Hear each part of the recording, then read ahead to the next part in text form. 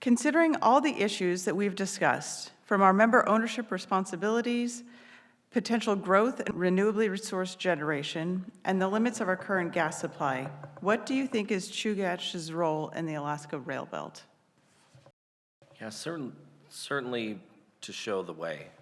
But while we do that, I think it's really important that we make sure we have the input from our member owners and the other stakeholders to bring everybody along with us. Well, this isn't something in the long term that I think we can do by ourselves. And when you think about how that looks, it almost looks to me like a model of coopetition, where there are areas where we can work together with other cooperatives to help us all succeed. I don't think that we would be smart to try, even though we probably can go it on our own and make it work for just us. There are pressures that every area of the state is going to be affected by, and this is an area where we could really not only serve ourselves and our member owners of the cooperative, but also do the right thing by a lot of other areas of the state and address their needs at the same time. All right, Steve. The question about the rail belt and setting the tone for the work that we do there, I answered it in terms of some technical areas like integrated resources planning, like the rate making, like the investment of capital in the utilities themselves, through the cooperative mechanisms we have. I think we work hard to work with other utilities, and we have a lot of NGOs and others that are in this space to explore options. And I think at some point you need to reach decisions and come up with an integrated resources plan, for example. And if we postpone that till 2027 or 2028, it's not something that will serve us well, because there's quite a long lead time between evaluating the environmental impacts of a particular project. Just look at Dixon Diversion and the licensing issues that come up, which are different from for all different energy sources. Same as soliciting input from IPPs, which are independent power producers. And they sign contracts, so this has to do with risk distribution. It's not really Chugach's problem if an IPP bid a little less than they really should have bid to make their project economic. So I think there's safeguards that are built in. There's an advantage to leading, and it requires a lot of hard work, whether it's the Regulatory Commission of Alaska or whether it's planning and our staff at Chugach that does the planning, whether it's reducing the amount of uncertainty and the range of things, or making sure that the message gets out. Because oftentimes people will start a report with, as long as oil's $250 a barrel, we don't have a problem. This is a great project. Well, that's not the right way to characterize the analysis that you just did. So I would say the good technical analysis and a switched on board can help us get there. And I trust the board. Thank you. So I'm going to just repeat the question again. Considering all the issues we've just discussed, from member ownership responsibilities, potential growth in renewably sourced generation, and the limits of our current gas supply, what do you think is Chugach's role in the Alaska Railbelt? I think our role is to provide direction for the benefit of Chugach members, but that can also benefit the members of the other Railbelt utilities by working together. Together, I think we can offer fair and open access to independent power producers. And I think, like the utilities are already doing on their transmission applications, we can work together and ask ourselves, how can we maximize our leveraging of $2 billion of this federal funding for the benefit of all of our ratepayers? And that can go towards electric generation and transmission systems in the rail belt in order to lower costs and really help support industrial and export industry opportunities in Alaska, because that's what we have the opportunity to do. By working alone, we're not going to get there, and we are seeing this. And so I think really the role is to grow that opportunity and encourage it. And I think an important piece is going to be sharing the information we have in order to foster trust. I think that we do have some ways to go there, and it's only going to benefit the members along the rail belt if we can trust each other and have open and honest conversations. All right, the Chugach is the largest utility. That's a good point, and I think that they can take a lead on a lot of this. There are a couple major studies that I mentioned before that they're moving forward on the renewables, and I think Chugach is taking the lead on that, on those solar and wind projects. And that is something that's going to benefit all the utilities along the rail belt. And I think that one of the keys here is really putting a bit of a press on for upgrades to the transmission system. And we have an opportunity for securing funding, and if Chugach, in concert with the other rail belt utilities, can move that forward, they can set the stage for that part of our cooperation. And so that's where I'd be at. All of the above. Well, I think the predominant issue is the situation in Cook Inlet and the fact that the less expensive gas that is there to develop we're running out of that. There's a lot of gas in Cook Inlet. It's just going to cost a lot of money to get it. And at what point does it actually become more economically advantageous to import LNG? Well, we're going to get very close to that mark very soon. I don't think any Alaskans, given all the gas we have in the state, want to import LNG.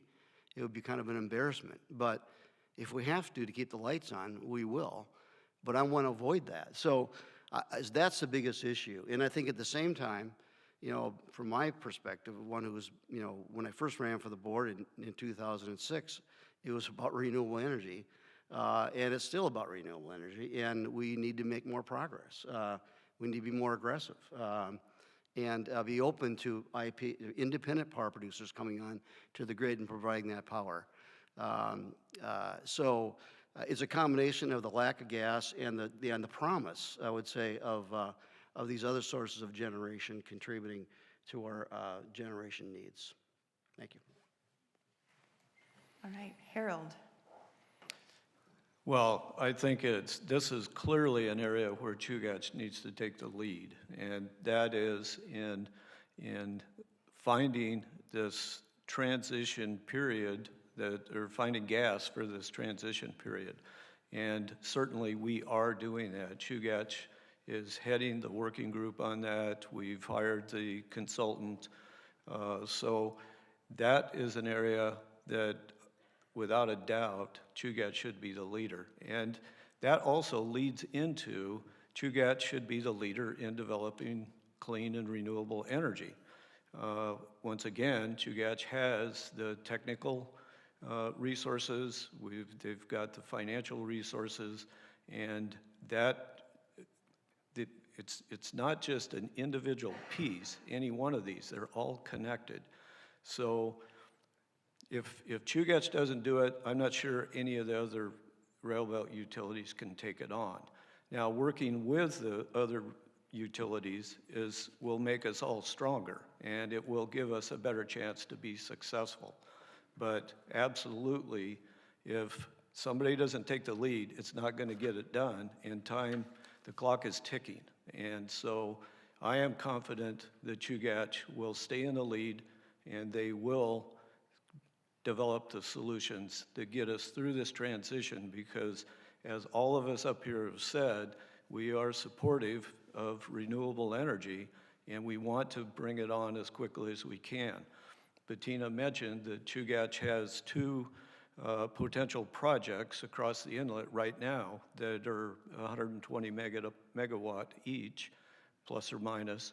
And those projects, we will have information on the studies from that here by this summer as to whether or not those are going to be able to be integrated into our system, and we're very hopeful. So we're not standing still. Chugach is moving forward with renewables, and we want to continue to do that so we can reduce the amount of gas that we need to provide generation from.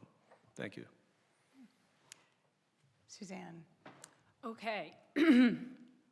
I'm trying to think about, we've talked about clean energy a lot. I think everyone knows where I stand on that issue. So I'm trying to think of areas where Chugach can be a leader that maybe we haven't talked about quite so much, because again, the transition to clean energy, really critical. Doing investments in our infrastructure for transmission and distribution, really critical. Other things I think that Chugach is very well poised to be a leader on is investing in our workforce. There's all the challenges that we have been talking about up here, the workforce feels too. And we're asking the workforce to do a lot right now. So we need to invest in that and make sure that Chugach has the technical expertise and the community outreach expertise and the ability to work with other utilities so that we can move forward towards clean energy. Because I get it, it's hard when you are overworked to be able to think beyond the horizon. That's what we as the board should do, along with Chugach's senior leadership. So we need to invest in the workforce.